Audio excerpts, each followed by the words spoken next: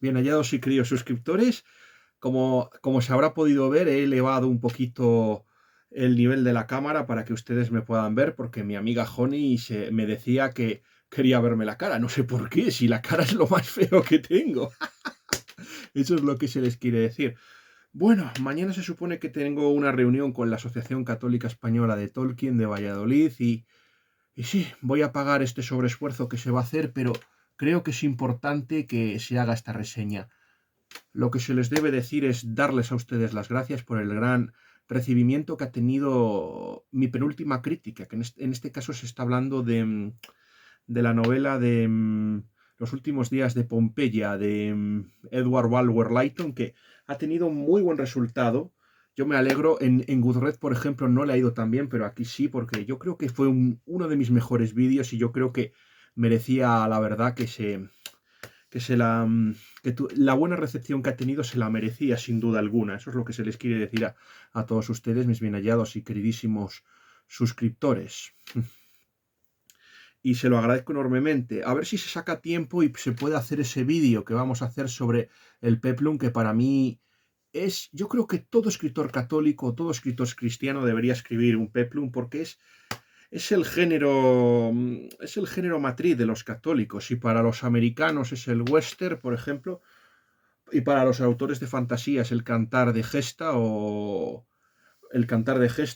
los poemas épicos.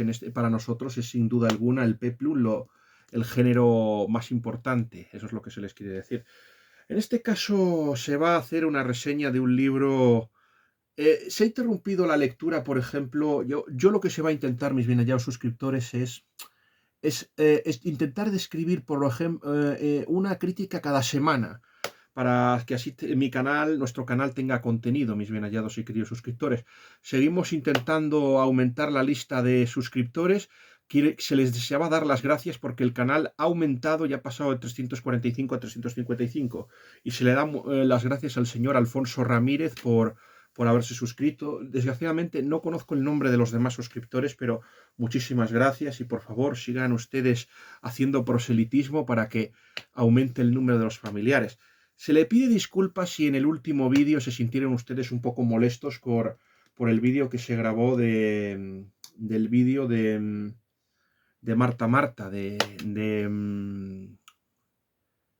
escritor Enrique Álvarez, amigo de Juan Manuel de Prada. Ya les puedo decir que el libro no es en absoluto anticatólico y que por el contrario lo que se está criticando es la mundanización de la Iglesia y que la Iglesia esté perdiendo su esencia. Eso es lo que se critica, no tanto a la Iglesia sino la deriva. O sea, no se es peor católico por denunciar y decir las cosas que no te gustan de la Iglesia. Eso es lo que se les quiere decir mientras no se ataque al Papa en asuntos de fe. Eso es lo que yo creo actualmente pertinente. Y también en cuanto a eso, nadie está pidiendo a la Iglesia que abandone, por ejemplo, las labores de asistencia y de caridad, pero también es verdad que no puedes dedicarte simplemente a la política y al activismo, que es ciertamente lo que algunos le han señalado, y eso es lo que se criticaba en el personaje de Sor Marta Baturre.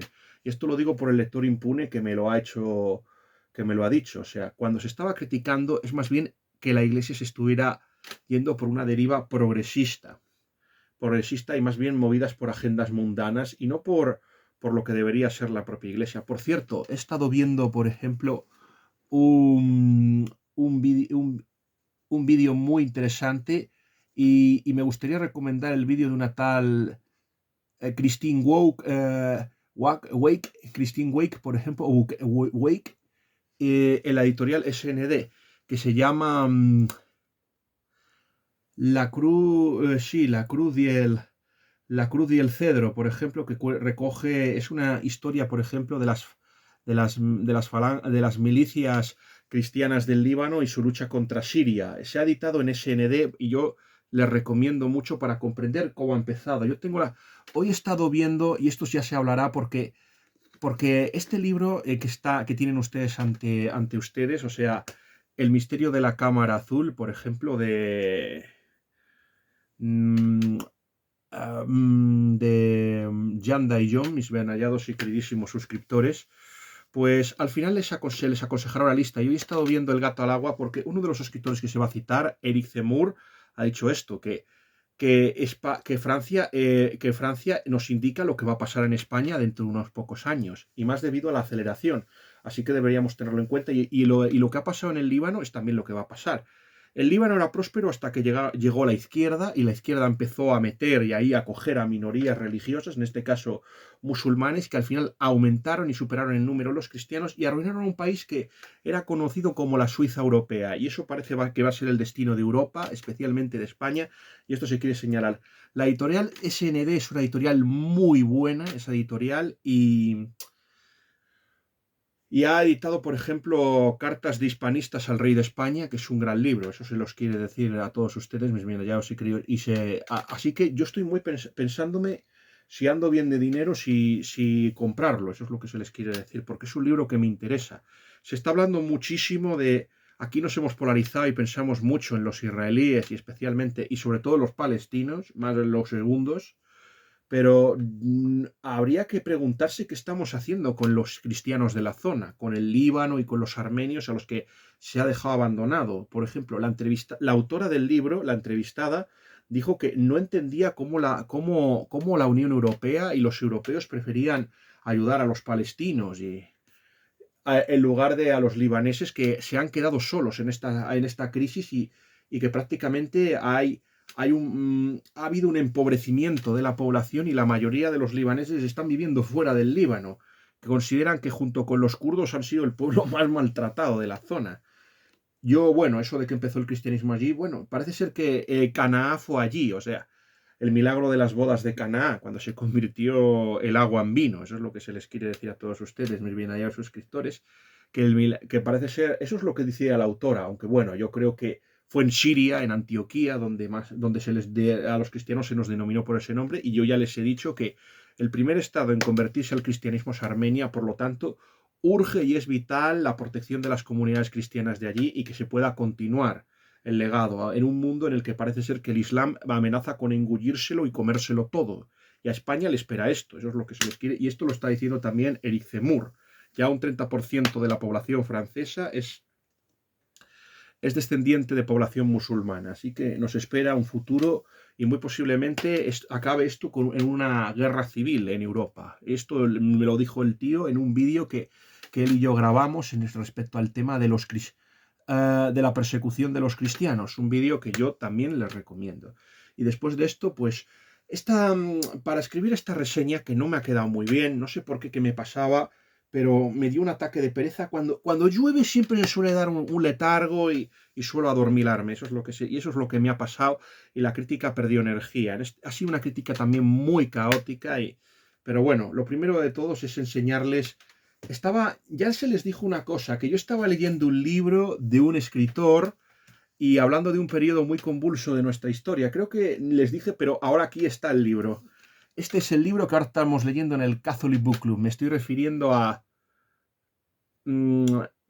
Los cipreses creen en Dios, una novela de José María Gironella, que está contando un periodo muy sobrevalorado como es el de la Segunda República, que para mí tiene lo peor de los dos mundos. Tiene lo peor, la misma corrupción que la restauración canovista, y tiene el sectarismo, el fanatismo y el anticristianismo de la Segunda República, que esto lo ha heredado, y aún peor, porque en la Segunda República no había LGTBismo y tampoco había el aborto, por ejemplo, que ni tampoco había ecologismo, y les gustaban los toros dentro de lo que cabe, pero las bases son las mismas. Eso es lo que se les quiere decir. Las bases de la restauración canovista, por cierto, vean la crítica que se hizo de la campana de Huesca. Eso es lo que se les quiere decir, mis bien hallados y queridos suscriptores. Vean esa maravillosa crítica de la campana de Huesca de José Antonio Cánovas del Castillo, un libro que se les recomienda a ustedes. Y luego mis bien, vean ese vídeo. Eso es lo que se les quiere decir a todos ustedes, que si tienen la oportunidad, aunque no es uno de mis mejores vídeos, pero es muy interesante porque nos ayudó a discernir las diferencias entre el pensamiento conservador y el pensamiento tradicionalista, y opté por lo segundo. Eso es lo que se les quiere decir. Bueno, respecto a esta crítica, yo les voy a decir una cosa. A mí, este escritor que tenemos aquí, luego les enseño mi otra compilla que me ha emocionado muchísimo más. Yo debo decirles que Los cipreses creen en Dios, la lectura del Catholic Book Club, no me estaba gustando. Si es verdad que he preguntado a nuestro Palantir, es decir, a Copilot, y me ha dicho cómo va a acabar la historia, así que voy a seguir dándole una oportunidad. Aparte que no puedo dejar abandonado al profesor Manuel Alfonseca. No me está gustando del todo. Yo, de momento, mis críticas oscilarían en medio de un 2 y de un 3 sobre 3 estrellas, pero yo creo que promete mejorar viendo la evolución del personaje. Quiero ver cómo el personaje, que en un principio parece estar encantado con cómo se va desencantando con ella. Hay algunas cosas que no me gustan porque es un pelín equidistante y hay algunas omisiones que a mí de José María Gironella que no me gustan, pero eso ya lo señalaré en mi crítica porque es un libro que supongo que se tendrá que hacer una crítica del mismo. Eso es lo que se les quiere decir. Y bueno, vamos a un libro que seguramente tiene posibilidades de mejorar, a uno que está perdido irremisiblemente, como es este libro. Yo debo decirles una cosa, y es que no entiendo nuestras editoriales y no entiendo cómo pueden editar libros tan mal escritos. Este autor, Jan Daillon, no es un escritor de novela histórica, sino es alguien que se dedica a la toponimia y a todas estas cosas. Se ve que no conoce la historia y que sobre todo escribe desde un tema oficialista, desde el punto de la historia de Francia.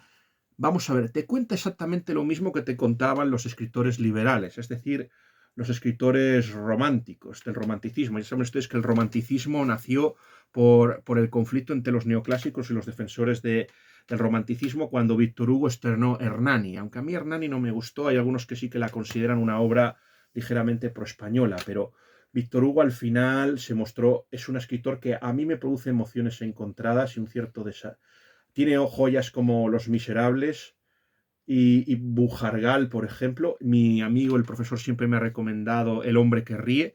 El rey se divierte, me parece que es un libro muy interesante porque nos demuestra cómo es verdaderamente Francisco, eso es, el rey Francisco I, eso es lo que se les quiere decir, y por eso también lo recomiendo. Ese escritor tiene. Cromwell también me gustó mucho, pero reconozco que hay obras que creo que hay que criticar, como por ejemplo la de Torquemada o la de María Tudor, por ejemplo, que son obras que debemos censurar por sus críticas tanto a España como, por ejemplo, a la Iglesia. Recordemos que empezó siendo católico y al final se acabó convirtiendo en liberal y en un republicano de pro, Víctor Hugo. Luego hay otros escritores como. Que esos a los que más imita, sobre todo. Está Teófilo Gautier, está, por ejemplo, Prosper Mérimée, con su crónica del reinado de Carlos IX es imperdible. O sea, Alfred de Vigny, por ejemplo, que es el otro escritor, y él que se ha basado. Yo creo que esta obra bebe muchísimo de una novela que ya había escrito el propio Alfred de Vigny, que es Saint-Mars, la novela de Saint-Mars que se puede encontrar en Australia. A mí me gustó muchísimo más Saint-Mars que esto.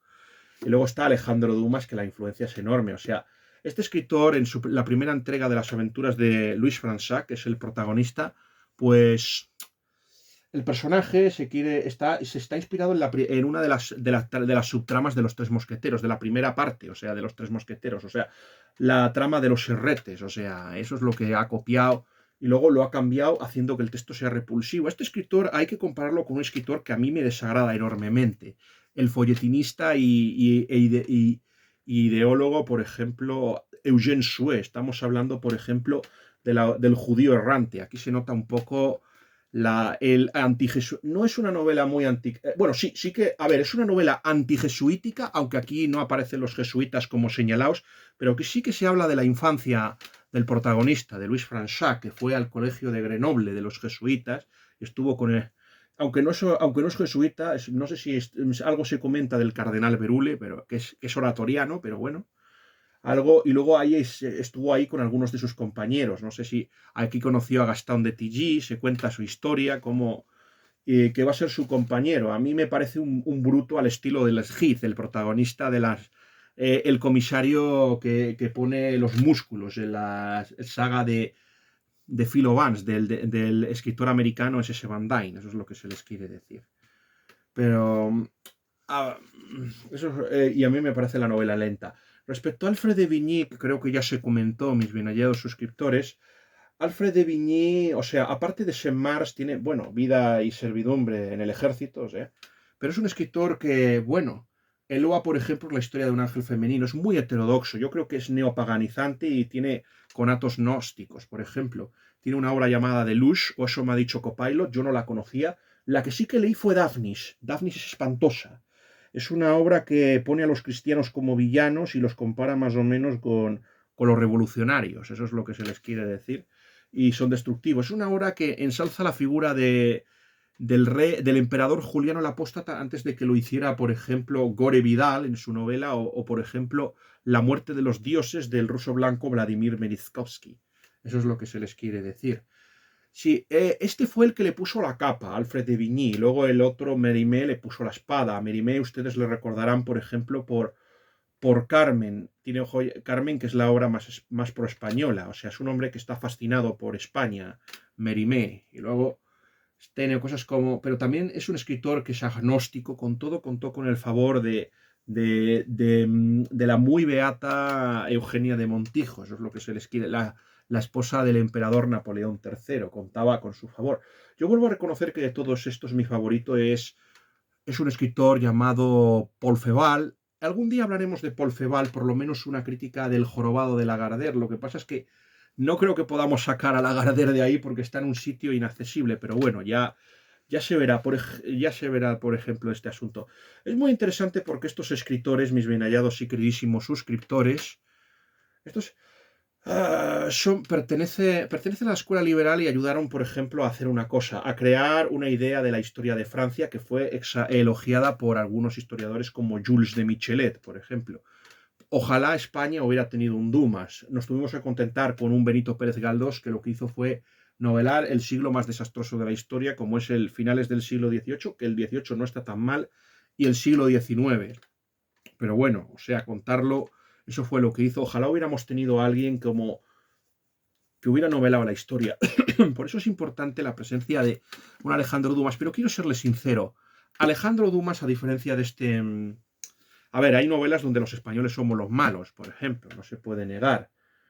No se puede negar, por ejemplo, dicen que el Capitán Paul, me ha dicho Copilot, que es una continuación de una obra de Cooper, y también está, por ejemplo, a pesar de que España contribuyó y ayudó a Estados Unidos en la guerra de la independencia americana.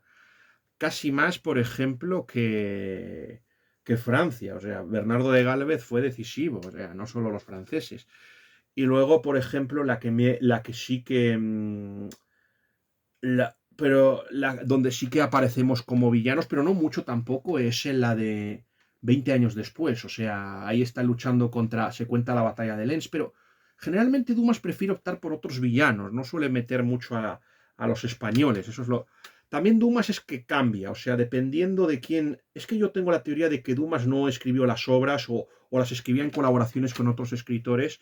Por ejemplo, es famoso su relación con Jules Maquet, su famoso... Bueno, el escritor fantasma, no podemos decir el tema porque si no nos cancelan y nos quitan el vídeo, pero bueno, ya saben, por el temas de racismo y esas cosas, pero bueno, no hay nada racista, pero oye, vamos a llamarlo el escritor fantasma. Parece ser que Maquet era el escritor fantasma de Dumas, puede que tuviera varios, yo tengo la teoría de que también estuvo trabajando para él Paul Féval, y por eso los relatos dependen, o sea, por ejemplo, La Reina Margot y la trilogía de novelas ambientadas en las guerras de religión, por ejemplo, son más favorables a los hugonotes y más críticas con los católicos. Y luego se da la vuelta a la tortilla y las novelas son más favorables. El paje del Duque de Saboya a mí me gusta mucho. No le hace justicia a Felipe II, como dije Copilot, pero sí hace un buen retrato de Carlos V y establece un muy buen retrato de un Francisco I al que trata con mucha dureza. O sea, si bien es verdad que lo alaban 20 años después, en esa lo trata como un rey traicionero. Ya en El Rey se divierte ya había una crítica a que era un rey muy egoísta y muy dado a los placeres. De hecho, era muy mujeriego, como muchos de los monarcas. Pero en el caso es más grave. En este caso es más grave, como un reyezuelo traicionero del que no te podías fiar y que violó todas las treguas. O sea, es verdad que Dumas es francés y tiene que hablar bien de los franceses y maquillar un poco la derrota de San Quintín, que es lo que cuenta. De hecho, es una novela en que el protagonista es Manuel Filiberto de Saboya y el paje, la famosa Leona. Pero bueno, eso es lo que se les quiere decir.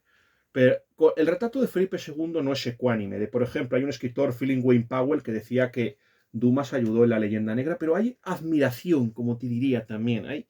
En Dumas es un escritor mixto, y luego también tenemos pues, el caso de Teófilo Gautier, por ejemplo, que tiene alguna novela como Clarimonda. En cambio, me dice que Madame Maupin era más crítica con la Iglesia, pero bueno, eso es lo que se les quiere decir. Para que vean ustedes cómo, de dónde venimos, o sea, escritores influidos por la Ilustración, el liberalismo, pero supieron ser más entretenidos que este escritor, que es enormemente lento. ¿De qué va, por ejemplo, El misterio de la cámara azul? Pues no sabría decirles el género. Se supone que parece que es una novela, ¿cómo les diría yo a todos ustedes? Parecen que es una novela. Ah, la Trumpi, sí. Parece que es una novela policíaca, pero en realidad no estamos ante. Es una novela que hace una cosa que es imperdonable. O sea, decir cuál es. Desvelar, por supuesto, la identidad del asesino. A ver, el lector. Es que está novio. ¿Quién es? Que es que el lector ya lo descarta, pero luego, ya casi al principio de la novela, ya te dice qué es. O sea, lo que podría ser una novela de suspense. No sabría decirle si es una novela policíaca, una novela de suspense, una novela de aventuras, una novela histórica. Es que no termina de descollar en ningún género. Tenemos un protagonista que es hijo de un notario, pero que es enormemente aburrido. O sea, como es el protagonista Louis Franchac, que en un principio, que el comienzo es uno de los más aburridos de la historia. No sé si es muy lenta, muy pesada la novela, y yo tengo una amiga llamada Anna Stelwen que ha escrito una novela junto con su esposo llamada La senda oscura. Hay un vídeo en ese canal sobre esa novela, por si ustedes lo quieren saber, aunque no fue uno de mis vídeos más afortunados. Lo que se les quiere decir que en esta novela, Louis Franchac, que ya había estado en el colegio de Grenoble, había investigado unos crímenes, y se cuentan algunas de sus aventuras escolares, y también el tema de los serretes cambiando la historia. En lugar de ser, por ejemplo, el libro anterior, por ejemplo, ha desenmascarado, que enlaza con este, ha desenmascarado, por ejemplo, a uno de los enemigos más peligrosos de Luis XIII. En este caso estamos hablando del duque de Vendôme y del famoso Henry Beaufort, que ya aparecerá, por ejemplo, en 20 años después. Se supone que Athos y Aramis lo liberan, y que D'Artagnan y Porthos no pueden evitar la fuga, porque eso hubiera sido romper la amistad. O sea, esa amistad se resiente, pero no llega a romperse del todo en los 20 años después, aunque ya de facto en la novela El vizconde de Bragelón ya están separados, aunque siguen manteniendo las buenas formas. Deciden no pelearse entre ellos, pero sí que es evidente que hay un abismo que los separa. Pero bueno, todavía no estamos aquí, estamos en los últimos años de Richelieu. Ya les he dicho que esto lo que cuenta es lo mismo que San Marx. Aquí estamos ante el motivo. Yo ya les voy a decir que el motivo del crimen es una operación política, como podría ser la novela de Balzac, de Un asunto tenebroso. Yo creo, si la de Balzac se me hizo muy pesada, esta es aún más pesada y más aburrida, y aparte muy sectaria. Eso es lo que se les quiere decir. Se supone que aquí que se ha perdido un libro, y está investigando un libro que había incautado al duque de Vendôme, y que lo estaba buscando. Y esto coincide con el asesinato de uno de los personajes, que es el criado de la marquesa de Rambouillet, que era famosa. O sea, creo que se llamaba Catherine Vivone Sabelli, y que se casa con el duque, con un Vivone, por ejemplo, y hereda el marquesado de Rambouillet. Esta mujer se hizo famosa porque creó un salón donde los artistas era una mecenas y protegía a los artistas, y ahí leían sus obras y hacían cosas muy interesantes. Sus rivales, por ejemplo, era la Sablé, por ejemplo, a la que va a pertenecer Vicente Boiture. Vicente Boiture va cambiando. Vicente Boiture me parece que también se enamora de la hija de la caprichosa y un tanto egoísta Julia de Argenés en esta novela, y también va por ahí, pero la marquesa no es tan snob, pero los hijos, por ejemplo, Espiní, por ejemplo, y Julia de Argenis sí que son un tanto snobs, y no les gusta tratar con los estamentos. No, aquí no se debe hablar, por ejemplo, de la palabra que empieza por C, está prohibidísimo. Todavía estamos ante una nobleza estamental. De todas formas, los Fronsac, eso sí que se les debe decir, van a querer ser ennoblecidos. Eso es lo que se les quiere decir. O sea, van a ser la nobleza de toga, esta famosa, y a las que, por ejemplo, estableció un impuesto especial Enrique IV, el bearnés. O sea, ese rey del que dentro de poco me oirán hablar muy mal cuando empiece a denostar ciertamente al país vecino, y a hablar bien y hablar bien, mis bien hallados suscriptores de mi país. O sea, este país que este sujeto se dedica a criticar. Yo es que hay una cosa, habiendo tan buenos escritores, y al final lo verán ustedes, habiendo tan buenos escritores, mis bien hallados suscriptores, ya al final se le darán algunos nombres. Yo no entiendo cómo han editado a este hombre que es hispanófobo, sus novelas son aburridas y encima es irreligioso. O sea, yo es que lo de las editoriales no tiene nombre, es una vergüenza. Yo creo, y ya no solo creo que de cosa de dinero, ya es un tema ideológico, es que nuestras élites nos odian y es así. Si no, no puedo entender cómo editan libros como este que son enormemente aburridos. Yo de verdad hay algunos que es que no termina de dominar la técnica. Eso es lo que se les quiere decir a todos ustedes, mis bien hallados suscriptores.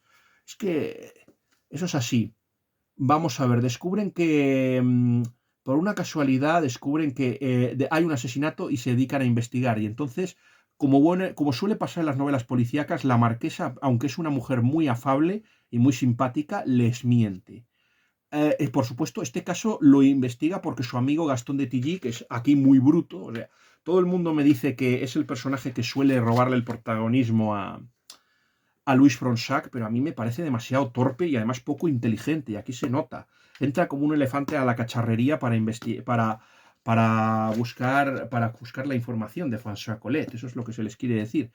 La cosa es evidente. Parece ser que el cardenal Richelieu, estamos en la época del cardenal Richelieu y el cardenal es aquí mostrado con unas tinturas muy negras. O sea, en un principio aquí se sigue una línea un poco oficialista. En un principio este hombre, Richelieu, era aliado, pero poco a poco su gobierno se va haciendo mucho más autoritario y despótico.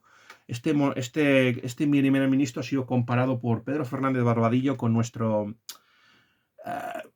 con nuestro cardenal Cisneros y nuestro cardenal Cisneros gana por goleada. El cardenal Richelieu era muy avaricioso, era muy cruel y era enormemente vengativo, y eso se mostró en su política. Era una política muy capaz, pero se mostró en su... Y aparte, mujeriego. Hay quien dice que se lió con su propia sobrina, Ana de Millerot, y de hecho, y otros más. O sea, tuvo relaciones amorosas, aunque no se sabe si con la duquesa de Aiguillon fue algo divulgado por sus enemigos, para eso es lo que se les quiere decir.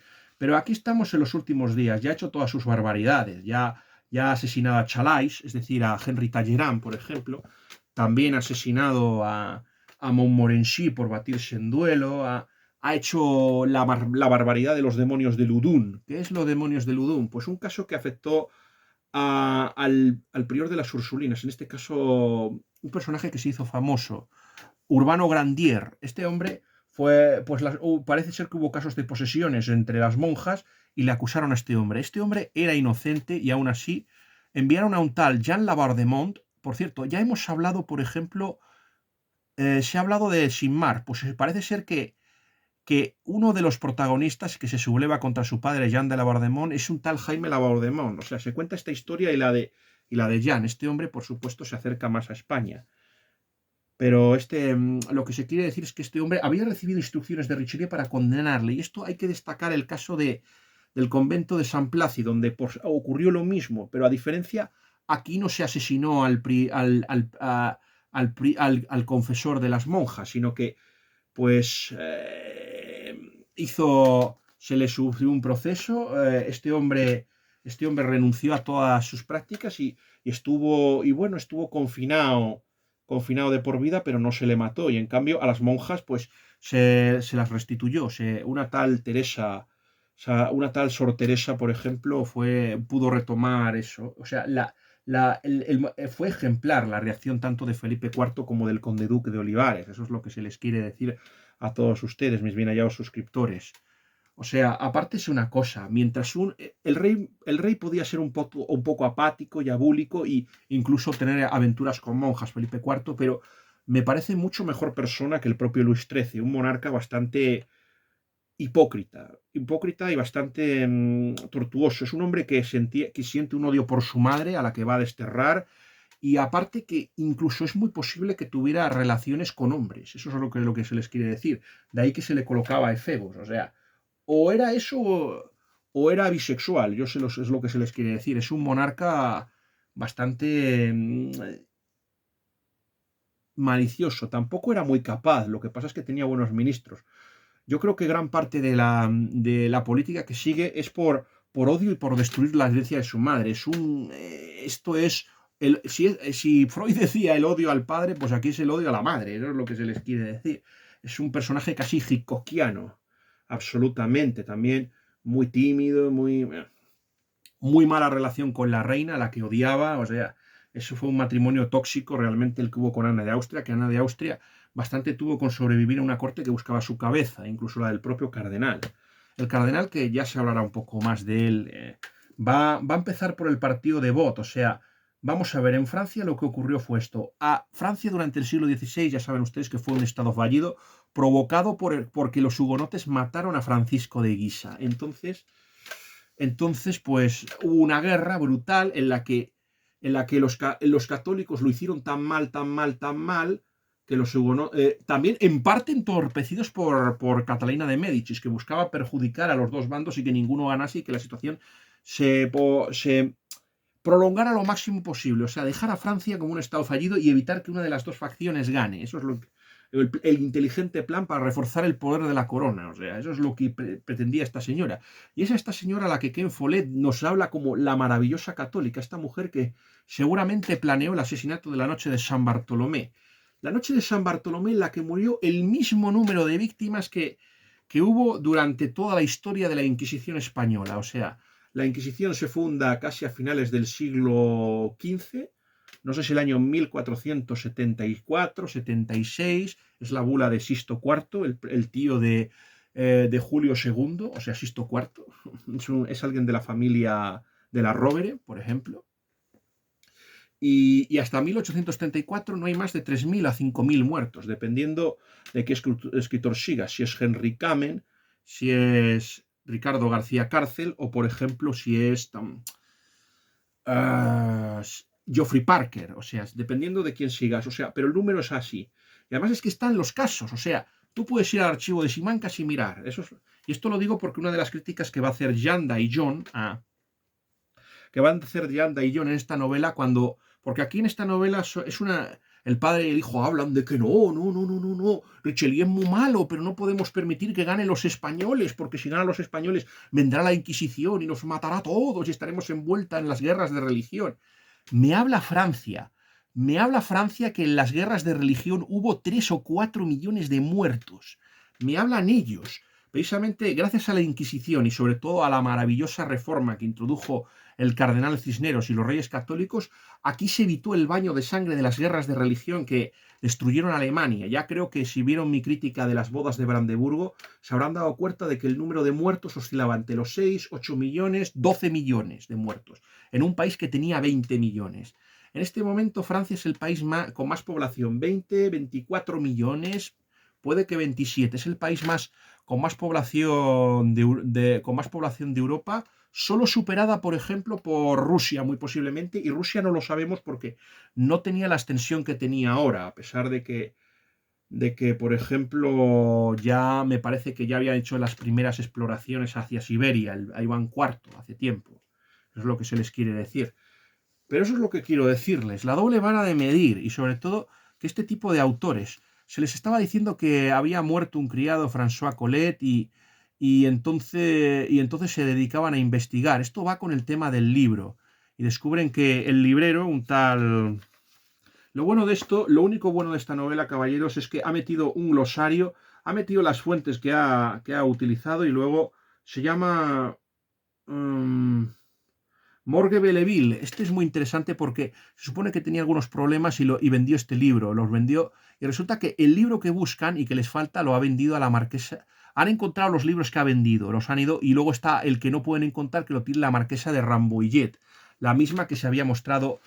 En un principio vuelven otra vez a la marquesa a pedirle el libro y se enteran, por ejemplo, de todo esto gracias por ejemplo, también a los notarios, a Richepin y a Jean Demache, por ejemplo. Es muy interesante también esto, porque esto es una novela también que es el mundo de la burguesía, o sea, no analiza analiza el mundo de la nobleza, pero es una novela absolutamente burguesa. Pero vamos, son unos nobles que son como el burgués gentilhombre de Molière. Lo que buscan es el noblecimiento. Eso es lo que se les quiere decir a todos ustedes, mis bien hallados y queridísimos suscriptores. Pues eso es lo que y por eso vuelven, y entonces ya es cuando se dan cuenta se dan un poco de cuenta de la intriga. Eso es lo que se les quiere decir a todos ustedes. Lo que parece ser que el libro en sí no es importante, sino un objeto que hay en el libro. No sé si decirles lo que contiene. Bueno, es algo muy importante y que va a afectar y se va a envolver y se va a ver envuelto el protagonista Louis Fransac en una especie de lucha entre el cardenal Richelieu y un agente que había metido ahí en la corte y que al final se había convertido en el favorito de Luis XIII y se le ha sublevado al cardenal. Estamos hablando de Saint-Marx, Henry de Fiat.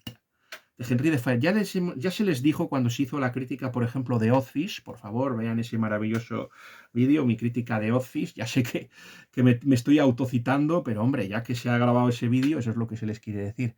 Pues en Office ya se les dijo que se le había dado un cargo muy importante a este muchacho. Ya se les dijo que el rey sentía debilidad por los efebos y por las gentes jóvenes. Eso es lo que se les quiere decir. Yo no sé sobre su sexualidad, pero bueno, eso es lo que se les quiere decir.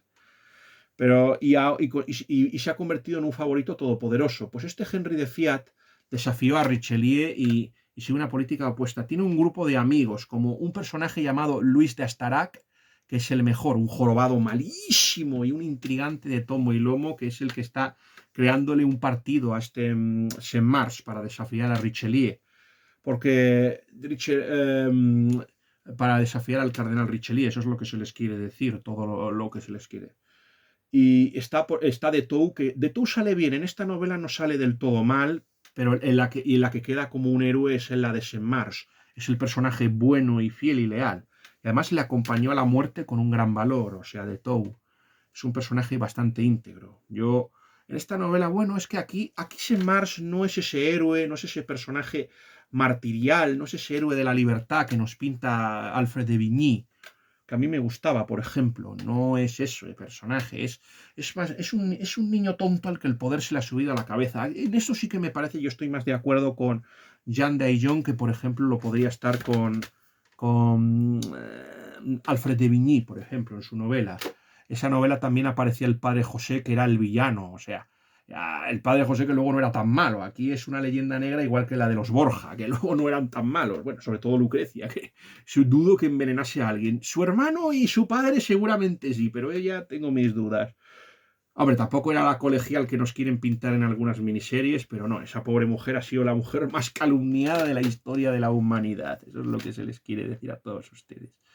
No, no la vean como una especie de envenenadora, como la Mabel de la historia de 1077, El invierno del rey mendigo, de Manuel Alejandro Rodríguez de la Peña, también en este canal. No la vean así, eso es lo que se les quiere decir a todos ustedes. Pues este hombre, Saint-Mars, está haciendo una cosa, quiere llegar a un movimiento, quiere casarse con una descendiente de los Gonzaga. Ya sabes que los Gonzaga eran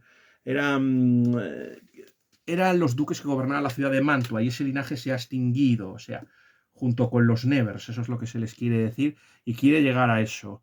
Pero en cambio, pero todo es una fachada, y en este caso hay un objeto que es el MacGuffin, pero en este caso el MacGuffin no es un engaño, o sea, verdaderamente es lo que pretende. Y lo que pretende ciertamente es eso. Esto es el objeto clave, o sea, hay un documento y luego va a haber otro en otra novela posterior va a haber también otra cosa que va a ser clave para la saga de Louis de Fronsac. Este hombre que yo ya les digo, que este hombre no es como el zorro, como un zorro que había en una película, o sea, no domina la esgrima, lo único que sabe es usar el mosquete, no sabe más, o sea, solo sabe usarlas, solo es bueno con las armas de fuego. Así que le tienen que estar protegiendo, ya sea Gastón de Tilly o sus dos guardaespaldas, estos Jacques y Guillaume, que son una especie de matarifes o de jaques o de valentones, de espadachines, vamos, son una especie de guardaespaldas, vamos. No. Suelen ser personas, tampoco es que hagan mucho, ¿eh? En esta novela desde luego no hacen nada. Yo vuelvo a reconocerles que en este caso es más interesante. Hace más en toda la novela, por ejemplo, la sobrina apócrifa que no existe de la marquesa de Rambouillet, en este caso o sea, Julia Vivone, hace muchísimo más que este personaje. O sea, por cierto, se casa La Julia de Argenés, la hija, al final se va a casar con Montaurier, que va a aparecer en esta novela, y es muy interesante, mis bien hallados y queridísimos suscriptores. Am, Eso es lo que se les quiere decir a todos ustedes. Lo de la se les decía que Julia, aquí la heroína casi es más ella. Aquí es como, esto es como Manuelita Sáenz, que es la libertadora del libertador. Pues aquí es eso.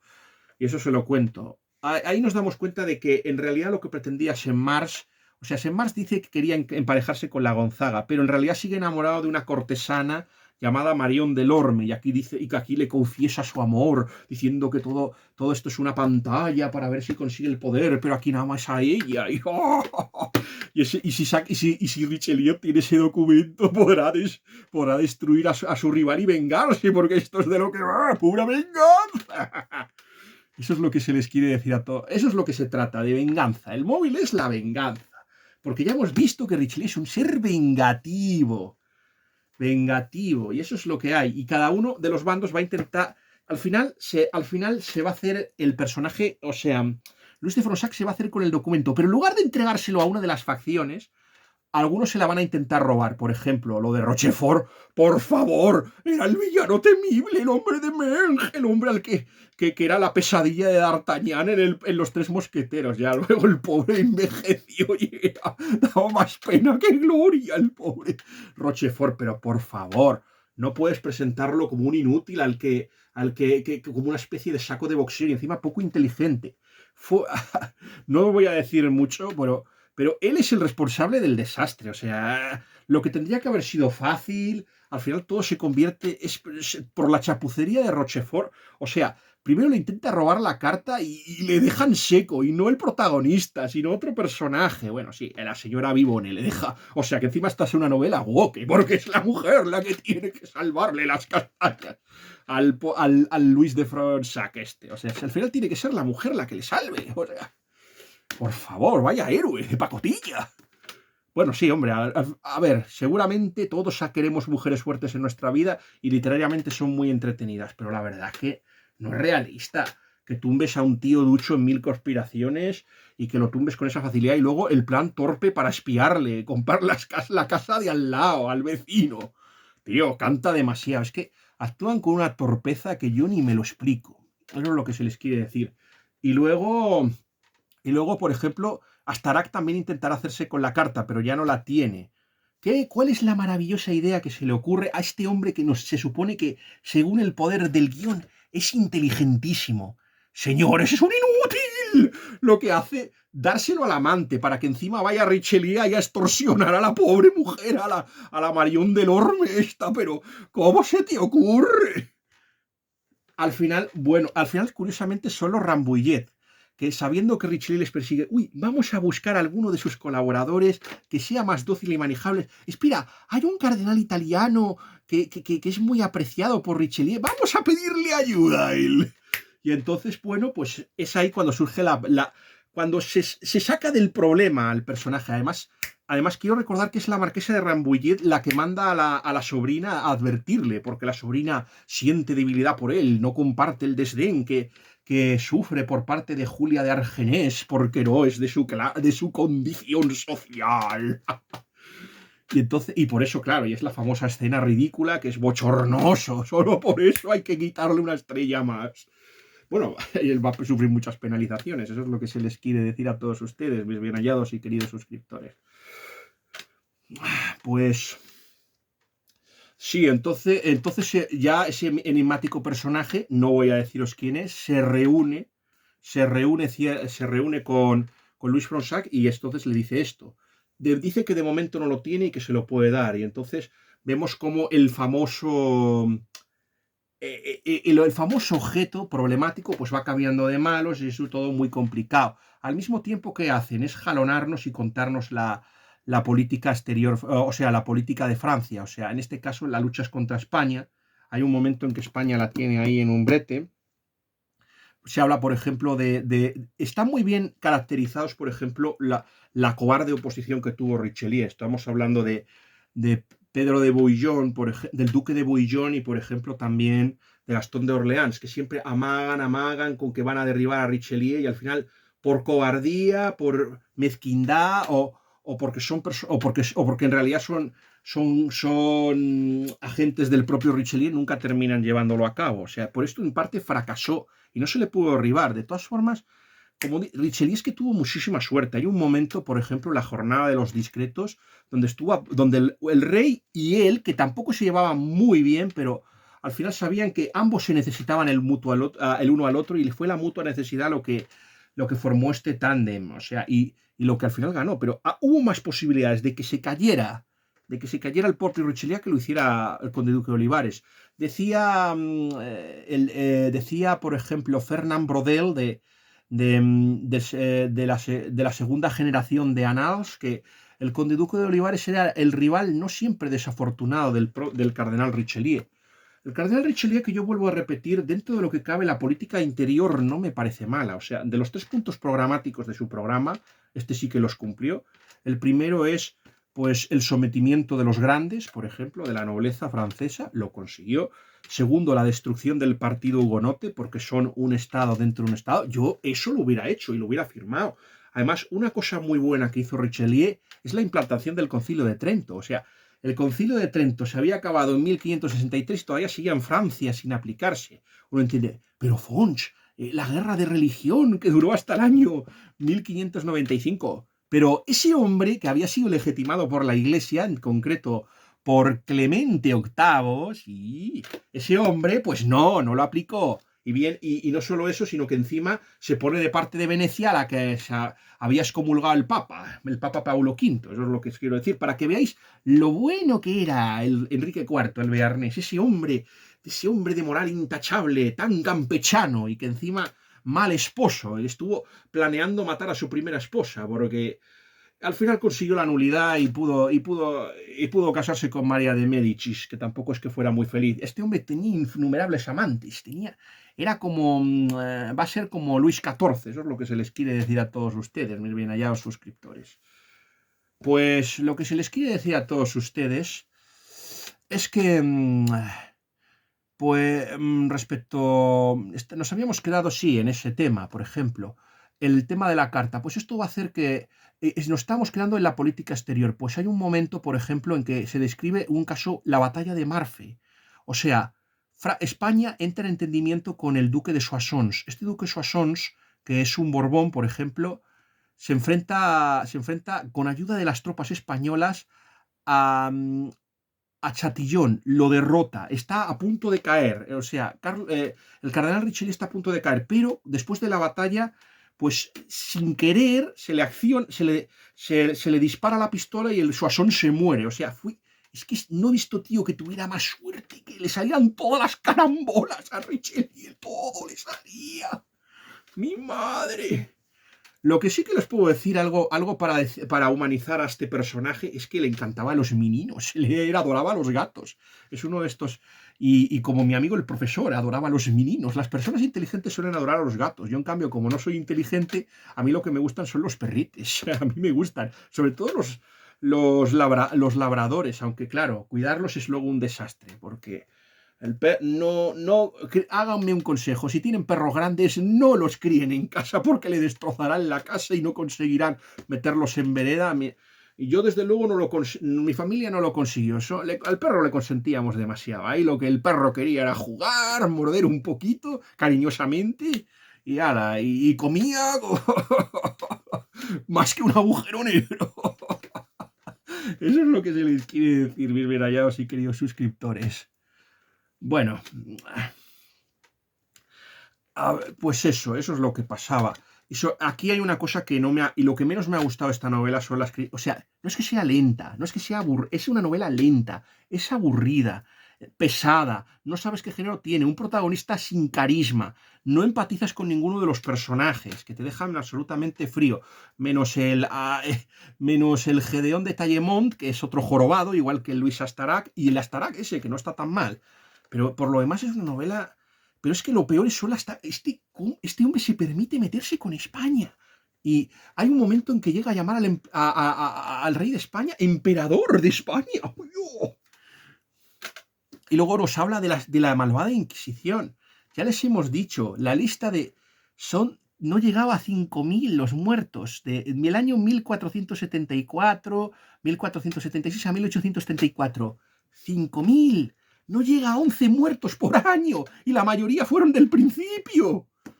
La mayoría de los muertos fueron con Pedro de Arbue y con Torquemada y Tomás de Torquemada, y aún así, por cierto, lean el libro de Iván Vélez sobre el tema de Torquemada, eso es lo que se les quiere decir. Y aún así, este señor se permite, no, insultar y meterse con nosotros. ¿Saben ustedes que Francia también tenía su propia Inquisición? Y que la Inquisición francesa mató 1.000 personas más, y además casi más que funcionar como un brazo de la iglesia, estaba al servicio del monarca, del rey. Eso es lo que se les quiere decir. Aquí, por ejemplo, ya saben ustedes que después de la guerra de religión hubo un pensador llamado Juan Bodino, Jean Bodin, por ejemplo, Jean Bodin, que aparte de decir que había que darle poder al rey, o sea, para conseguir la paz, pues una de las cosas que más desgraciadas y más funestas que hizo fue fomentar la caza de brujas. Y esto provocó que, por ejemplo, Pierre de Lancret pues se dedicara ahí a perseguir, y este señor llegó a matar a 8.000 personas. Eso es lo que se les quiere decir bueno, no sé si fueron 8.000 o 800. Bueno, da igual. Este personaje, Pierre de Lancret, por favor, lean a Julio Caro Baroja. Hay que compararlo con el inquisidor Alonso de Salazar y Frías, que estuvo ahí en el proceso de Ugarramundi, y donde fue ejemplar, mató a muy poca gente en esos procesos, y llegó a decir una cosa.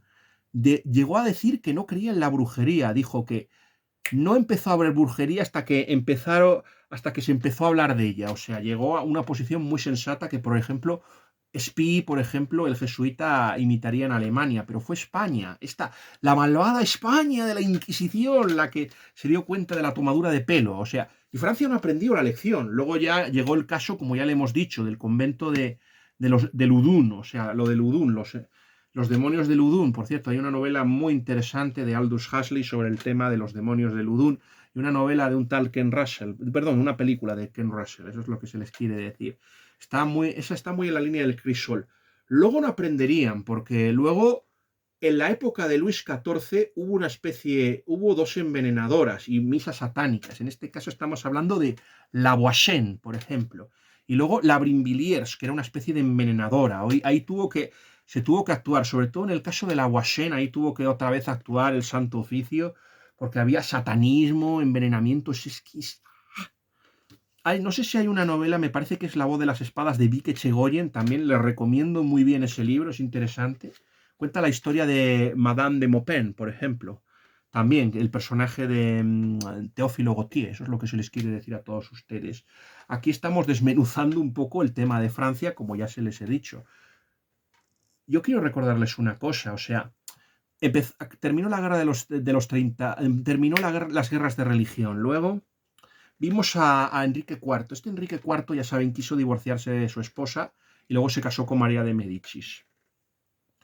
Este hombre en el año 1610 iba a adelantar la guerra de los 30 años, 8 años. Este hombre tan maravilloso, tan tolerante y tan bondadoso que me han vendido, y que Voltaire le pasaba como a Carlos Martínez con Lamine Yamal, que tenía orgasmos con él. Tenía orgasmos con Enrique IV. Pues este hombre al final fue asesinado por Ravaillac. O sea, Ravaillac es un héroe.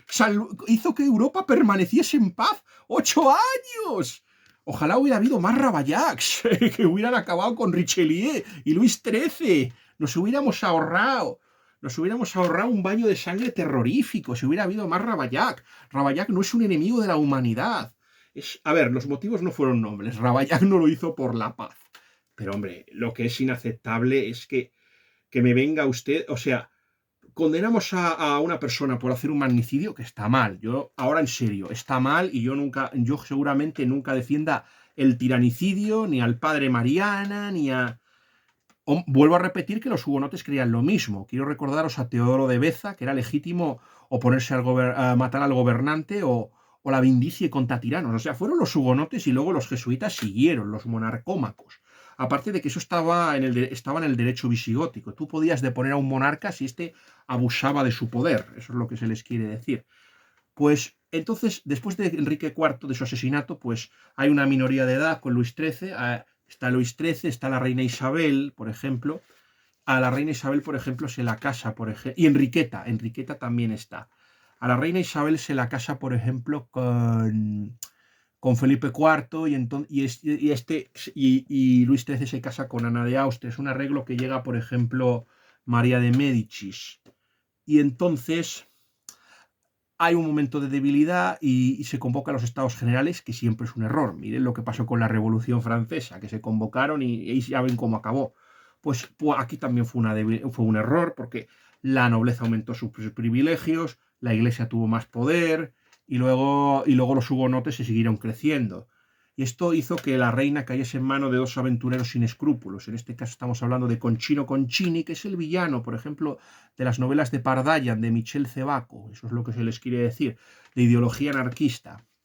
Y luego este Concino Concini es asesinado y su esposa también, Eleonora Galigay, la mariscala de Ancre, y luego sube al poder Luynes, que es el que va a seguir la política que luego va a adoptar Richelieu.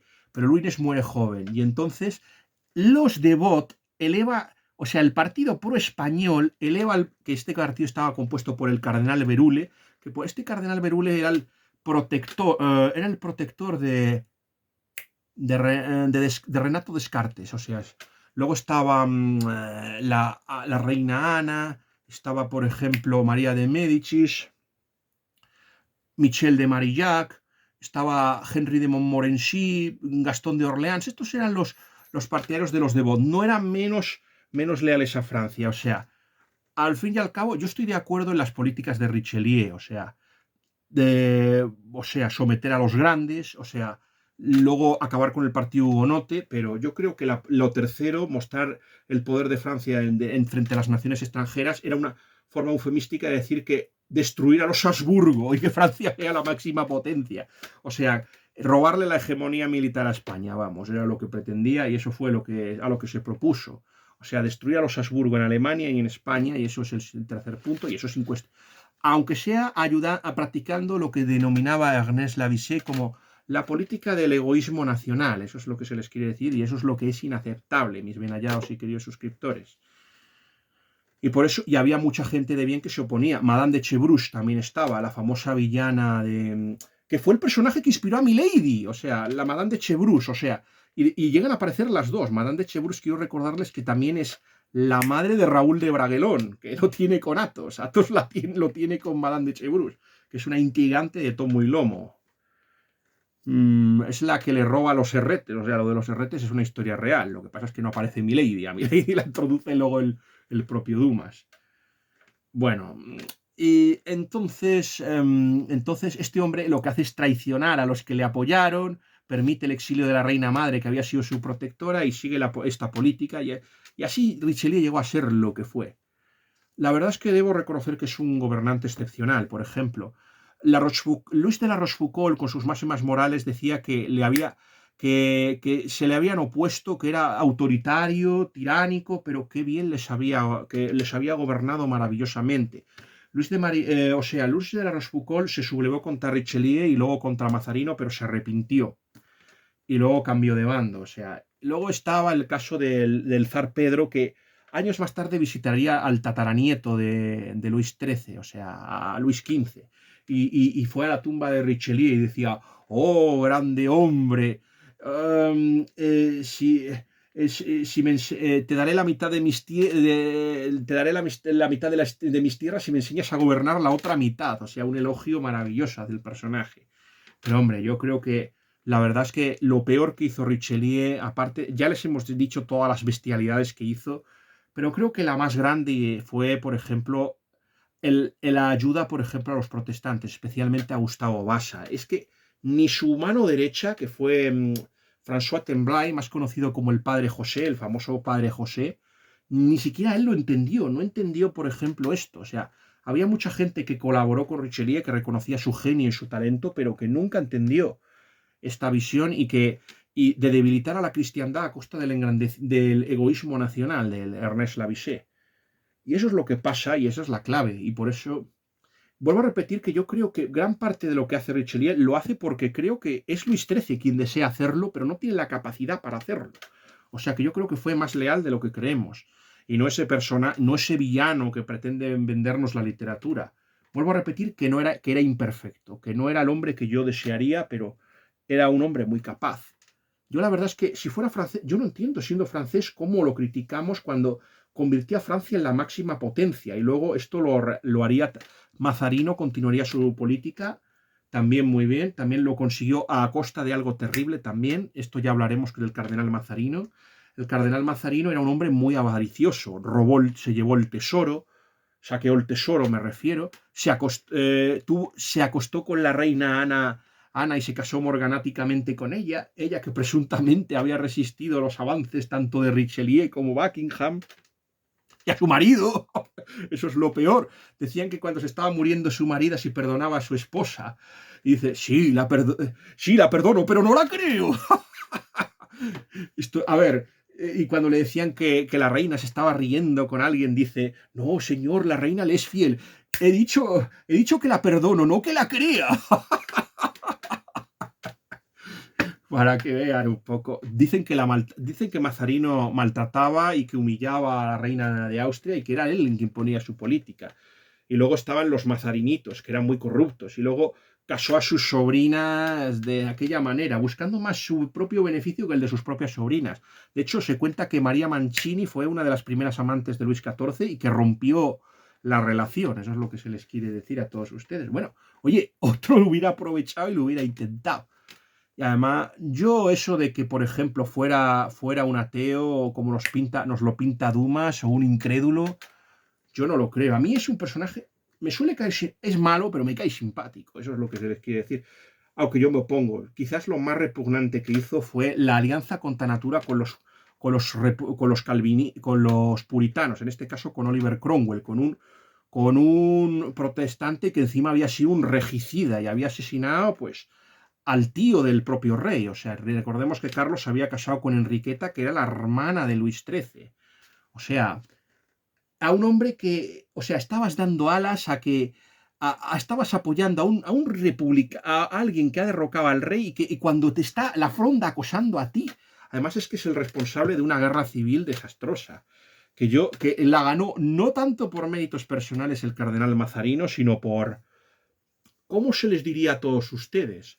La ganó porque los otros eran más inútiles que él, porque la oposición, en este caso, bueno, uno de ellos es el Beaufort, que era un analfabeto, que era así, es analfabeto, es así.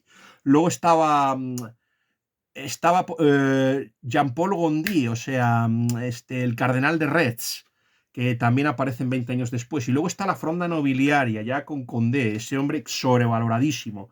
Ganó la batalla de Rocroi y ya se creyó Dios, y vamos, y Rocroi, Lens, y luego cuando se pasó al ejército español y todo eran derrotas, para que vean lo inútil y lo sobrevalorado que es. Y encima lo bien que le trató España, siendo un ceporro, inútil, incompetente. ¡Ah! Sobrevalorado, vamos. Eso es lo que se les quiere decir. Además es otra cosa, o sea, España estuvo muy cerca de ganar a los franceses. Ya saben, después de la derrota de la Guerra de los 30 años, donde España fue derrotada y hubo que entregar Holanda, hubo que reconocer su independencia, quedaron solo España y Francia. Y aún así, España le estaba dando una paliza a Francia espectacular. Pero, ¿qué pasó? ¿Qué pasó? Que aprovechó ciertamente el cardenal Mazarino, o sea, España le infligió algunas derrotas. España, quiero recordar que aparte de eso estaba luchando por reconquistar Cataluña y Portugal. Cataluña lo consiguió, Portugal no, porque luego Francia fastidió la guerra de recuperación contra Portugal. Pero estuvimos a punto de ganarle, o sea, el mérito fue pedir la paz después por ejemplo, del desastre de Dunkerque, o sea, pero podría haber, pero si la cosa es una cuestión de fecha, si España la hubiera, si hubiera sido España la que hubiera podido pedir la paz, seguramente no hubiéramos perdido el Rosellón ni la Cerdaña en la paz de los Pirineos. O sea, la paz de los Pirineos nadie reconoce que fue por el genio militar de Francia, sino porque, más bien por el genio diplomático del cardenal Mazarino y de Hugo de Lione. Eso es lo que se les quiere decir, y eso fue el comienzo de la caída de España. Con todo, se debe reconocer que el gobierno de Carlos II no fue tan malo como ustedes piensan, sobre todo una vez que ya alcanzó la mayoría de edad. Podrá estar todo lo hechizado que quieran, que no lo estaba. Era solo un niño enfermo, y aún así, este hombre enfermo, cuando tuvo la mayoría de edad, se pudo rodear de gente muy notable. Del duque de Béjar, de Medinaceli, no considero a Juan de Austria un hombre capaz, así que se le elimino, y Oropesa. Y ojo, fue capaz en la época de Carlos II de ayudar, por ejemplo, a Budapest, a Austria, a la conquista de Budapest, los 300 españoles, una hazaña. Chris Storch, por ejemplo, llegaba a hablar. Sobre la época de Carlos II, yo quiero recomendarles el libro del gran historiador Alberto Bravo, al que seguramente conocerán como Kurt Bravo en Twitter. Yo ya les dije que no iba a comprar más libros seguramente a la editorial Ático de Libros, pero me lo estoy pensando, mis bien hallados y queridísimos suscriptores. Me estoy pensando muy seriamente si comprar este libro, porque es que es un escritor que a mí personalmente yo me gustaría mucho leerle, y además tengo en cuenta que yo siento un gran cariño por Carlos II, porque en un principio mi tesis iba a ser las relaciones entre Carlos II y la Santa Sede. Y ahí aprendí a estimar a Carlos II y a darme cuenta de que era un monarca de una gran valía y que era un periodo, a ver, no os digo que voy a ser un periodo bueno, porque no lo fue, pero vuelvo a repetirle que Carlos II y Felipe III, sobre todo Felipe III, merece una revisión muy interesante, sobre todo la política exterior de Felipe III, que fue capaz de obtener grandes triunfos sin pegar un solo tiro. Bueno, alguno se pegó contra los holandeses, pero bueno, fue capaz y además acabó. Si no hubiera sido por la política interior, yo creo que el reinado de Felipe III se valoraría mucho mejor de lo que se hace. Hay una película que a mí me gusta, que yo se la recomiendo, El burlador de Castilla, con Errol Flynn y Vivica Linford, que a mí me gusta, yo se la recomiendo. Y eso es lo que se les quiere decir. Nos habíamos quedado en que al final pues se había comprometido a pasarle ese objeto a este personaje, y eso obliga a tomar una decisión absolutamente estúpida y suicida. O sea, escapar. Y ya saben ustedes que en estas novelas Richelieu tenía tanto poder que podía usar mercenarios y asesinos y seguramente si ibas contra él, o sea, tiene que enfrentarse a los dos, tanto a Richelieu como a De Fiat. Y al final pues contratan a algunos bandidos para matarles. Me parece que son los de Fiat, Corfac. Y bueno, hay un suizo también que aparece con un pistolón, es lo más interesante así. Y luego no se les ocurre otra cosa que llevarse a la churri. ¡A la churri es todo! Al final quedan los dos. Es tan incompetente y tan inútil que la chica está a punto de morirse de neumonía. Eso sí, consigue salvarse del asesino, pero luego es tan inútil que también lo cogen prisionero. Quiero recordaros una cosa. Este personaje no es que sea un genio, no lo es. O sea, Luis de Fronsac no es un genio, se lo quiero decir. Es una persona que lo que le salva es la suerte. O sea, no tiene tanto talento ni tanta inteligencia como nos parece hacer creer este personaje. Eso es lo que se les quiere decir. Por supuesto, el personaje de Gastón de Tilly es tan irrelevante que también se lo quita de encima al narrador. Y por ejemplo, lo mandan a otro sitio. O sea, si se salva es más por mera suerte personal y porque es necesario para el nuevo poder, porque si no llega Richelieu a morirse, este hombre ya os digo que lo muere, que este hombre lo ejecutan. O sea, este hombre que nos parece tan brillante, en realidad no lo es tanto. Eso es lo que se les quiere decir. Y se salva por eso. Y además es otra cosa. En la novela vemos que este hombre empieza en Clermont desbaratando una conspiración de los jesuitas que querían arruinar a la reina Ana de Austria porque según ellos les había traicionado. Mentira. ¿Quién tenía que perder?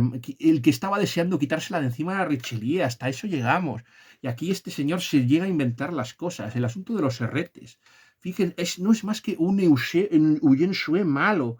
Y un escritor que, por ejemplo, es la araña negra, por ejemplo, de Vicente Blasco Ibáñez, o AMDG, de Ramón Pérez de Ayala. No es más que eso, un vulgar folletinista de brocha gorda, nada más. Es incompetente, es mediocre, aburrido, encima un sectario de tomo y lomo, este Yanda y John. Yo no entiendo cómo le han publicado.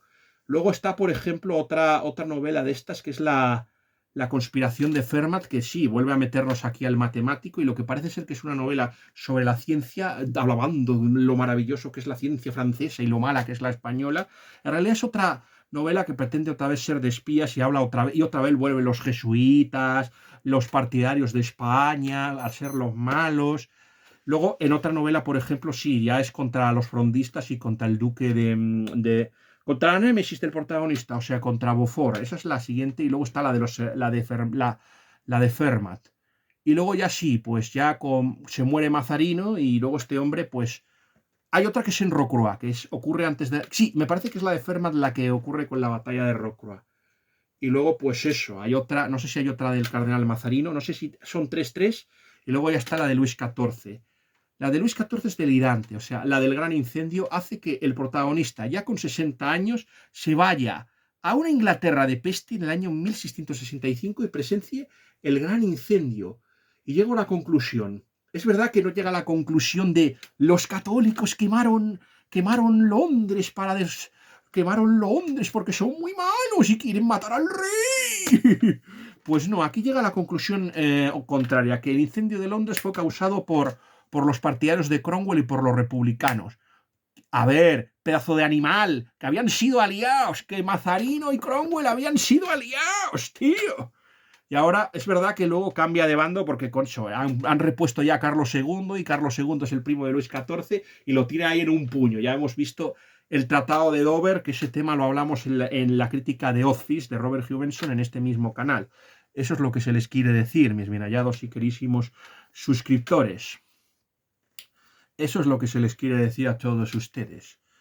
Pero vamos a ver, yo no me lo creo. Vamos a ver, si el incendio, pues sí, empezó en la casa de un tabernero y se ejecutó a un francés, un tal Humbert, se llama. Se ejecutó a un francés, o sea. Y luego está el secreto de Richelieu, según el cual Richelieu es tan poderoso que dejó escritos unos documentos comprometedores extorsionando a la gente para seguir la política antiespañola y antiasurguesa. Y es este hombre tan genial, que ya hemos visto que han estado a punto de cargárselo, y que si no llega a ser por ese personaje tan poderoso, que en realidad, si es que los héroes de la novela son Mazarino... Ay, Dios, se me escapó. Son ese y, bueno, y la Julia Vivone. Mierda, no tenía que haber dicho eso. Por Dios, tomas falsas, que alguien edite esto. No, lo siento, de verdad que no lo hice a propósito. O sea, en Gurret sí que mantuve la identidad. Aquí se me ha escapado, maldita sea. ¡Ah! Que alguien me dé de puñetazos. A ver, Trumpy, pégame. Pam, pam, pam. Bueno, ya está, bien. Después de haber hecho algo imperdonable, porque ya he desvelado lo más importante. No, bueno, aún así subiremos el vídeo a pesar de todo, porque lo interesante, es verdad que les he desvelado la trama principal, lo siento y lo lamento, pero... Bueno, a ver, sí, eso es lo que se les quiere decir, o sea, lo que eso, y luego este hombre, pues sí, acaba siendo el duque de Vivón, bueno, siendo noble, o sea, de San Luis y de Vivón, por ejemplo. No sé si marqués de San Luis y de Vivón, y ennobleciéndose, y así acaba la carrera de este personaje que me ha producido una absoluta repulsión por la corrección política que maneja este autor. Yo comprendo que el autor es francés y nos lo quiera vender, pero hay cosas que me parece que son de una corrección. O sea, por ejemplo, el final de lo de Saint-Mars y la intriga de Richelieu, yo creo que está muy bien y responde esto. Y también el motivo es muy interesante de la intervención de ese personaje. Olviden qué dije, cómo se llamaba. Y el motivo está también para colaborar con Luis de Fronsac, está muy bien. Y, por ejemplo, dejar vivo a Starak. Yo creo que para mí es algo muy inteligente dejarle vivo a este personaje que es de lo poco salvable. También es muy interesante la Némesis y los apéndices que tiene, pero nada más. Es una novela que me ha desagradado profundísimamente. Yo a la novela esta, que me ha parecido una absoluta decepción, no creo que le vuelva a leer. Yo no entiendo cómo España, habiendo tan buenos escritores en Francia, puede editar a este señor, a este Jean de Aillon, y yo no creo que vuelva a leer ninguna novela más. A esta novela le voy a poner un 1/5. Joni, ¿te habrá gustado la crítica? Sí, aquí he sido más cruel y más despiadado que Hyde. He sacado mi lago Hyde. Bueno, ya que hemos hecho un análisis tanto literario como histórico, espero que no les haya desagradado mucho, vamos a hablar de escritores que yo creo que sí, en este caso, sí que se debería editar. Y me guardo una sorpresa para el final. Les voy a enseñar otra de mis comprillas, mis bien hallados y queridos. Les he enseñado Los cipreses creen en Dios, que es la novela, pero luego les voy a enseñar esto. Les voy a enseñar otra novela. Yo tengo pensado una cosa, cuando seamos más, tengo pensado hacer un vídeo diciendo escritores que se deberían editar en España, que nuestros editores deberían editar porque es una vergüenza que no estén editados. Y vamos a ver, en estas líneas me han dicho que el primer escritor francés que voy a recomendar es Etienne de Montetis. Me han dicho que el director de Figaro, eso me ha dicho Copilot, que es un hombre muy capaz. Me han dicho que me han recomendado a Jean-Christophe Raffin. Le conocerán ustedes porque es el autor de La Visinio y del Cerco de Ispahan. Tiene novelas como El Brasil Rojo, Los siete matrimonios de no sé si Edgar o Ludmila y no sé si la Folie de Santa Elena, creo que se llama. Otras de las novelas. Tenemos Pierre Lemaitre, me lo han recomendado también, a Jean-François Parot. Me han recomendado Ana María Bondeaux, por ejemplo, Bondeaux, o sea, me la han recomendado también. Me han recomendado a Sylvain Tesson, por ejemplo, me lo han recomendado también. A, a Jean Bovin. Jean Bovin me parece que le vi algo en no sé si la editorial Encuentro. Eso es lo que se les quiere decir a todos ustedes. Me ha recomendado a los Húsares, un grupo, una generación de escritores. Uno de ellos es Belvedere, por ejemplo. Me los ha recomendado. Me estoy dejando a muchos, pero es que se me han olvidado. Tendría que haber apuntado los nombres, pero bueno, ustedes supongo que serán. A Fabrice Hackdag también me lo ha recomendado. Aquí sí ha sido muy editado Fabrice Hackdag, pero bueno, eso es lo que se les quiere decir. Y también me han recomendado, por ejemplo, a Peillandier, por ejemplo, al escritor Peillandier, por ejemplo, y también que es un historiador, y luego me han recomendado, que sería muy útil editar a Michel Tournier. A Michel Tournier es el autor de Los vientos alisos y también del Cuarto Rey Mago. Y también sería muy interesante recuperar a Jean Raspail, por ejemplo, y la novela del Anillo del Pescador. Esa también sería muy interesante. No a tanto al escritor que del Campamento de los Santos, por ejemplo, ya hablaba de lo que estamos sufriendo ahora, la invasión migratoria, y que Joseph Pearce en su libro Mi carrera con el diablo clasificó como el feo, por ejemplo. Luego, Luc de Marion, por ejemplo, también un filósofo, me han dicho que también es muy interesante recurrir a este hombre, Luc de Marion, y también, por ejemplo, de Muink también es muy interesante recurrir a ese escritor. Y también me gustaría recomendarles a Philippe de Villiers. De Philippe de Villiers, creo. A ver, ¿dónde está Philippe de Villiers? Lo tengo por aquí, ¿no? Pompeya. No lo tengo. A ver si lo tengo por aquí. A Philippe de Villiers. Maldito sea. A ver, a Philippe de Villiers le tengo por aquí Aquí, le tenemos. Le tenemos a Philippe de Villiers. Philippe de Villiers, creo que ya me han oído hablar de él. Philippe de Villiers es un político francés que ha editado este libro en la editorial Encuentro sobre San Luis. Me gustó, le puse 4 estrellas sobre 5. Quizás debía haber sido más generoso.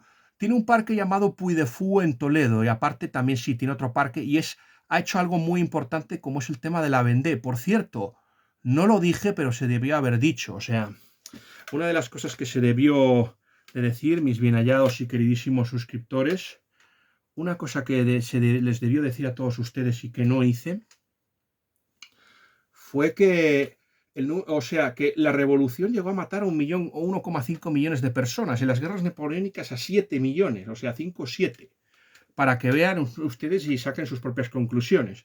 Pues este hombre también, por ejemplo, estuvo detrás, ha estado reivindicando a los vendeanos, Philippe de Villiers. Y luego, por ejemplo, Éric Zemmour. Éric Zemmour ha estado presentando hoy un libro con José Javier Esparza, por ejemplo. El libro Occidente bien merece una misa, por ejemplo.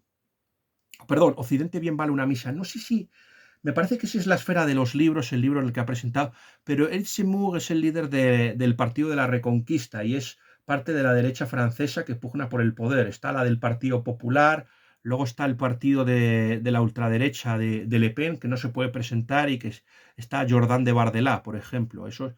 Yo creo que es una causa perdida Zemmour, pero Zemmour es un hombre muy capaz y muy inteligente y yo es a quien verdaderamente apoya en Francia. Es con quien me siento más identificado, con Zemmour. A ver, no se puede votar otra cosa. Es que Le Pen nunca me ha gustado. Mélenchon y Macron es que los detesto. O sea, yo creo que yo sinceramente si fuera francés a quien votaría sería por Eric Zemmour. Eso es lo que se les quiere decir, mis bien hallados suscriptores. Escribió El primer sexo, donde es una novela donde habla de la desvirilización de los varones en Europa. Eso es lo que se les quiere decir a todos ustedes, mis bien hallados, sus queridos suscriptores. Y bueno, yo creo que... Y escritores que me han dicho, pues Calvo Pollato, el hermano de la ministra Carmen Calvo, pues me han hablado muy bien de sus novelas. Creo que de Prada recomendó una sobre las pinturas de Altamira y creo que tenía novelas muy interesantes de espionaje, tanto en el siglo XVIII como, no sé si el Código Calderón, creo que era otra. Y luego sí, los clásicos me han recomendado, bueno, José Javier Esparza, que también es muy interesante. José Maestro de la Torre, yo a José Maestro de la Torre la que le leí fue Benedicto XIII, tiene también por ahí La Piedra del Destino, por ejemplo, la de los escoceses y la cruzada en Teba, y luego tiene otra de Gengis Khan. También tiene otra, me parece que no sé si habla de China, de la llegada a China, que eso es muy interesante. Y eso es prácticamente lo que Copilot me ha pasado a todos ustedes. Yo lamento no haberme acordado de la mayoría de los nombres. Intentaremos, por ejemplo, se intentará, por ejemplo, lo que sí. Jacques Philippe también me parece que me lo recomendó, pero Jacques Philippe es fácil de conseguir. Si ustedes van a la editorial Real, también podrán encontrarlo. Esto es lo que me ha... Sylvain Tesson, sí, ya también creo que se lo dije. Bueno, y ahora para terminar sí que me gustaría enseñarles una de mis comprillas. Un escritor que me lo han recomendado mucho, muy interesante. Este escritor tiene varias novelas así. Esperen, vamos a ver. Sí, creo que lo ven así, ¿verdad? Un escritor llamado, sí, Dennis Wheatley. La vi en librería de segunda mano y me ha fascinado. No me costó más de 5 euros, o sea, no esperen que ustedes... Se editaban cosas muy interesantes, ya les he dicho, en Aguilar. Miren, aquí tiene una foto. Es un escritor de inglés de novelas de estas de... pues, ¿cómo se lo diría? El príncipe de los bestsellers se le llamaba o algo así. La espada del destino es una novela de la Segunda Guerra Mundial ambientada en Egipto. El talismán de Set tengo muchas ganas de leerla. El talismán de Set porque es una novela sobre brujería y ocultismo, donde el cristianismo es bueno. Este hombre fue, por ejemplo, apoyado por un editor llamado Yerrol, que se lo recomendó a la España de aquel momento y las editoriales como Aguilar, por ejemplo, le editaron.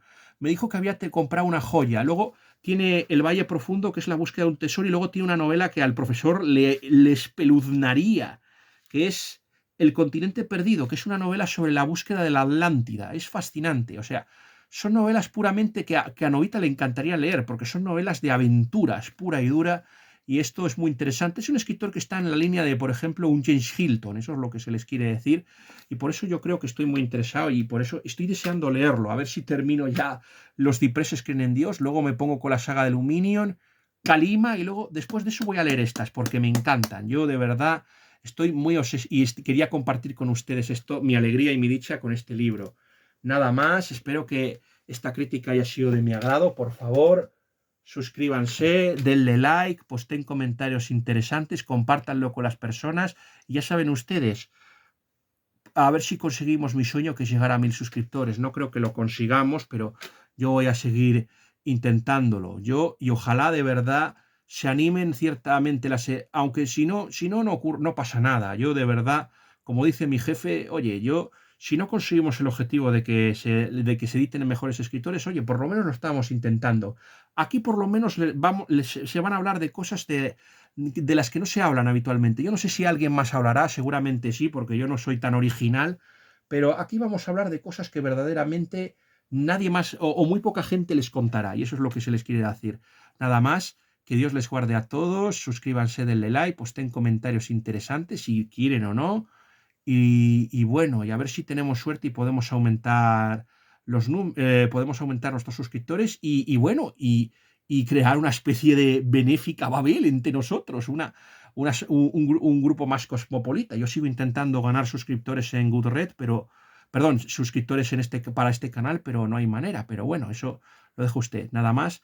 que Dios les guarde a todos y yo ya me retiro a mis aposentos y espero que ustedes hayan disfrutado con este vídeo tanto como yo.